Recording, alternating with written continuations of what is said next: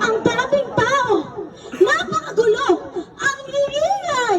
O kayong mga hampas lupang Indio, bakit kayo hindi mabibigay galang sa akin? Ako ba'y hindi ninyo nakikilala? Bueno, ako si Doña Victorina de los Reyes de Espedet. Tingnan ninyo ang mga kalorete sa aking mukha. Ang magagana kong kasuotan na tila para lamang sa isang mistisa.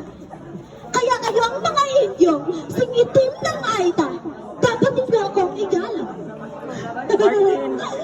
Ay, Leia. Naalala ko ng bata pa lamang ako. Ano pangalan? Marami nang nagkakagusto at namamangha sa aking kagandahan. Bakit naman ako magpapakasal? Magpapasakal sa isang Indio? Hindi ito maaari. Maliit pa lamang ako eh. Alam ko nang sa Espanyol lang ako magpapakasal. At ito ang dream boy ko, si Don Tiburcio de Espedaria.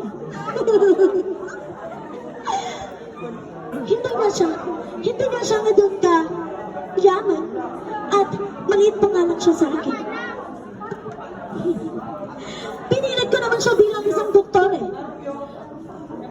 At ngayon, na ako'y asawa na ng isang doktor, nakamit ko na rin ang pinakamimithing alta sosyedad. Hindi lang ako maganda, social pa.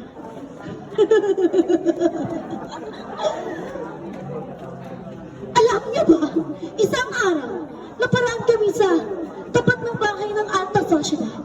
O, mas kilala bilang Alvarez.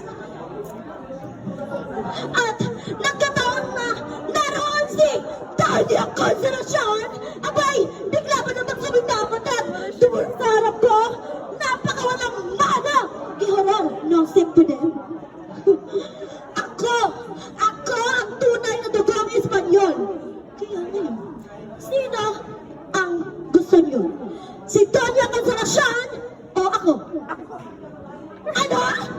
Si Tanya Consolacion ang pipiliin niyo? O sige, magsama-sama kayong mga peke at mga pangyan sa impyerno. At ako lang naman, ang mistisa at maganda, sosyal, nararapat sa langit.